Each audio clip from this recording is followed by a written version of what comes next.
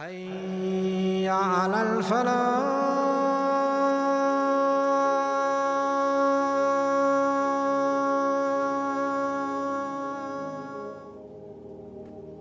Ta, Sin, Mim. These are the verses of the Manifest book. We narrate to you the story of Musa and Pharaoh for the people who believe. The famine in the land of Canaan became unbearable for the family of Yaqub.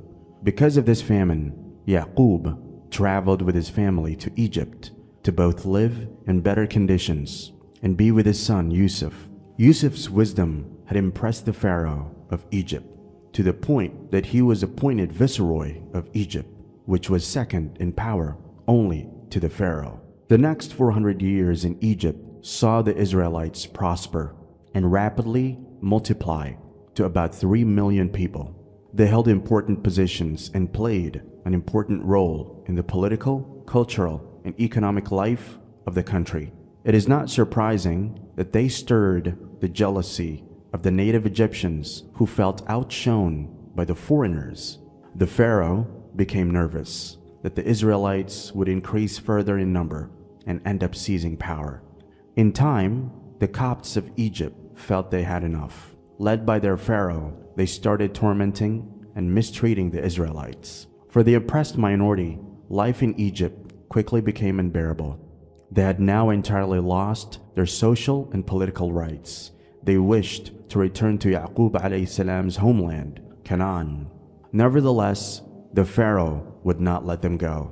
That is because he made the Israelites work in hard labor, such as in the building of the pyramids. They had to build cities, erect monuments, construct roads, work in the quarries, and hew stones, or make bricks and tiles. The Pharaoh kept them under close surveillance and made them work in tough conditions. Even those unable to work were forced to pay high taxes on a daily basis. The Israelites, or the Bani Israel, were 12 tribes, each a descendant of one of Yaqub alayhi salam's sons. These sons were Rubel, Shamun, Levi, Yehuda, Issachar, Zabulun, Dan, Naphtali, Gad, Asher, Binyamin, and Yusuf. According to Ibn Kathir, the Bani Israel talked vaguely about one of their nation's sons arising to wrest the throne of Egypt from Pharaoh. Perhaps it was just a persistent daydream from an oppressed people, or even an ancient prophecy, but the story of Musa begins here. Allah says, "The Pharaoh certainly boasted in the land and divided its people into factions, oppressing a group among them. He was truly a corrupter." Pharaoh, the ruler of Egypt, was one of the mightiest rulers in history, and his civilization was so technologically advanced that we are still unable to understand or even replicate much of it today. However, he was also the most tyrannical and oppressive leader in history. Power made him exceedingly arrogant, and he expressed himself to be the Lord of creation. Together with his ministers, Qarun and Haman ruled the land with an iron fist. Pharaoh and his trusted ministers directed matters as if lives of the population were of little or no consequence. He used the strategy of divide and conquer.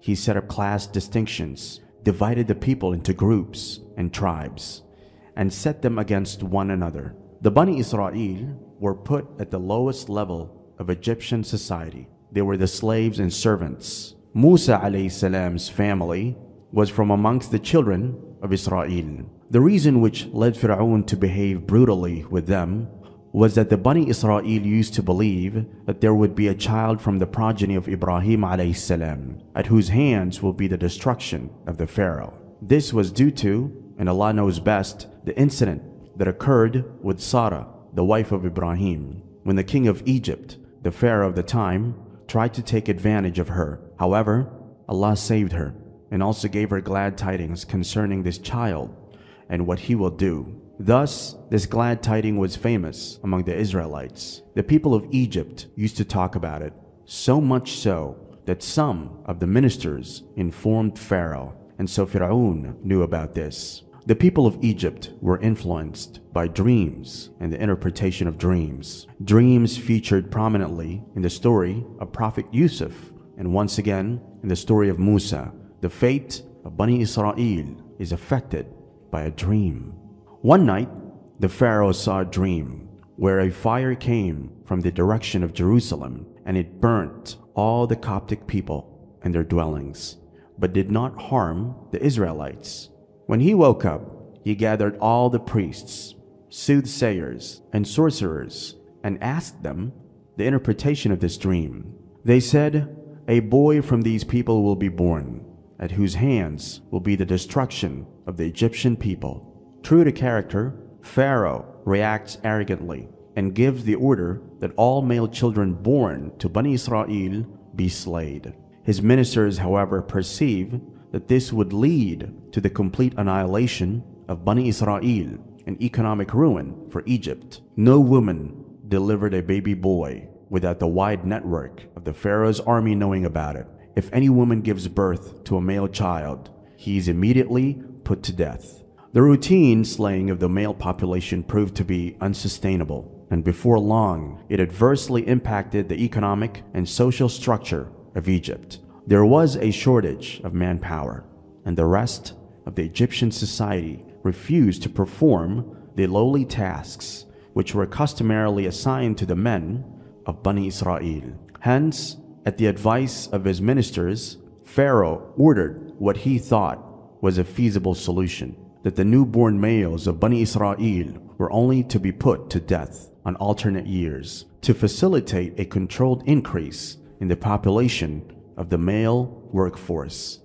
During one of the years of pardon in which boys were permitted to live, Harun, the older brother of Musa, was born. However, Musa was born on the year that the male infants were to be slayed. Therefore, according to all the law of the land, Musa should have been slayed. However, Musa's life demonstrates the journey of faith in Allah and the power of predestination above all human planning. Allah says, "And we wish to do a favor to those who were weak and oppressed in the land, and to make them rulers, and to make them the inheritors, and to establish them in the land. And we let Pharaoh and Haman and their hosts receive from them that which they feared." The scene is set, and Musa is born. It is said that the signs of pregnancy did not even show on Musa's mother. Hence, with all the soldiers on the lookout for pregnant women, she went completely unnoticed. The birth was discreet, but when he was born, she knew that if he was discovered, death was unavoidable. The situation was precarious. The smallest sound of the crying infant would bring the soldiers upon them. His parents' heart must have constricted with joy and fear simultaneously. What were they to do now? How would they conceal a newborn baby? How was a mother, still tender from the strain of childbirth and already under months of severe emotional pressure of the concealed pregnancy, to endure the horror? Musa's mother was a righteous woman, pious and God-fearing. Therefore, it was inspired to the mother of Musa to take a piece of wood and make it like a chest and tie it with a rope. Her house used to be on the bank of the Nile River, so she would feed him, and whenever she feared that someone may come, she would place him in that piece of wood and untie the rope and let it go in the river, keeping it under control by the other end of the rope. Then, when the person went away, she would pull it back to her. Allah says, "And we inspired to the mother of Musa, suckle him, but when you fear for him, cast him into the river, and do not fear and do not grieve. Indeed, we will return him to you, and we will make him one of the messengers." Now try to visualize yourself in the mother's shoes. She feared for his life, and the improbable solution to hurl him into the river would have run against any maternal instincts. What were the odds of his survival in its swirling waters? How can a river, which only flows in one direction, bring him back to her? Not a gentle stream, but the Nile River, a huge, powerful river with a strong current. How could she not feel ripped apart by the hopelessness of the situation? Musa's mother put her trust in Allah. Do not fear and do not grieve, for we will bring him back to you. She made a waterproof basket, placed her tiny son inside, and cast him into the river. Ibn Kathir narrates that as the basket touched the water, the raging current became calm and gentle, sweeping the basket silently downstream. Moses' sister was instructed by her mother to slip silently through the reeds and follow the basket on its journey. By Allah's command, the currents navigated the baby to safety and lodged the basket and its precious content by the river bank. Again, Allah's plan was in motion, and the basket was dispatched to the most unlikely place by the palace of the Pharaoh. Musa was cast into the river to escape certain death, and now his resting place is in the palace of the Pharaoh. This was surely too much for a mother to bear. However, events about to unfold will demonstrate that the promise of Allah is always true. Allah says, "And whosoever fears Allah and keeps his duty to him, he will make a way for him to get out from every difficulty, and he will provide him from sources he never could imagine. And whosoever puts his trust in Allah, then he will suffice him. Verily Allah will accomplish his purpose. Indeed, Allah has set a measure for all things." The basket was discovered by the slave close to the river bank, who, having no authority to open the basket, presented it to their queen. The queen was Asya bint Muzahim ibn Ubaid ibn al-Rayyan ibn al-Walid. Al-Rayyan was the pharaoh during the time of Yusuf alayhi salam. It is said that she was born from the Israelites, from the same clan as that of Musa. Another opinion says that she was his aunt, and Allah knows best. Asya, in contrast to her arrogant, proud husband, was a righteous, merciful woman. The moment Asya laid eyes on baby Musa, Allah placed in her heart a love of this little boy, a kind of love of goodness that can only originate from Allah. The royal couple were unable to conceive a child, and this tiny baby awakened her maternal instincts. Asya clutched him to her chest and said to Pharaoh, "A comfort to my eye and yours." Pharaoh replied, "He may be a comfort for you, but as for me, no." She said, "He may be a benefit to us, or we might take him as a son. When he grows up, he will help and protect us. Please spare this baby. He is a gift on our doorstep." She eventually convinced the Pharaoh. Allah set Musa up as a royal son of Egypt. He provided him with the strongest human support in the land. Asya and Pharaoh now had a son, who was now protected by the very person who had sought to slay him. Asya summoned wet nurses to the palace, but Musa refused to suckle. This was a cause of great distress. They tried all they could to somehow feed him, but he did not accept.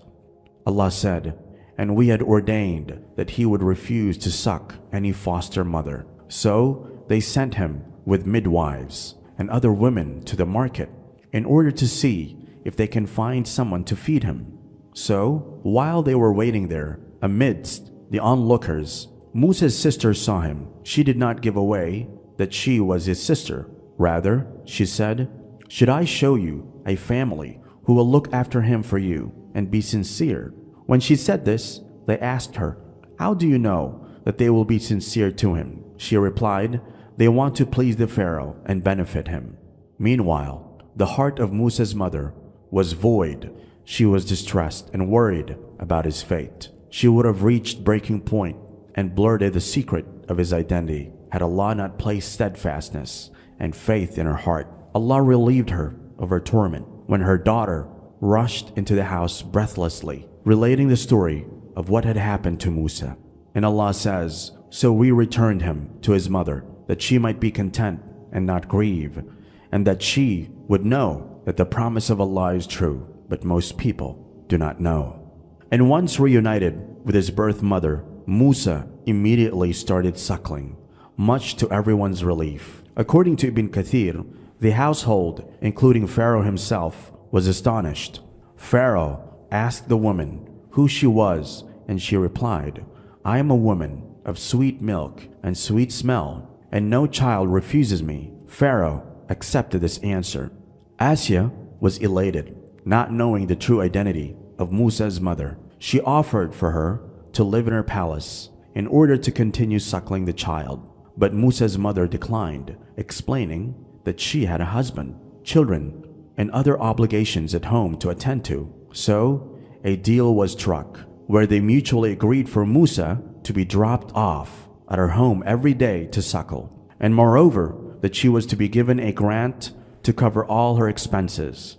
Again, what a strange turn of events, that the Pharaoh who had set out to slay him ended up paying for his upkeep and that of his family. And thus Musa was returned to the arms of his mother and raised in the palace as a prince of Egypt.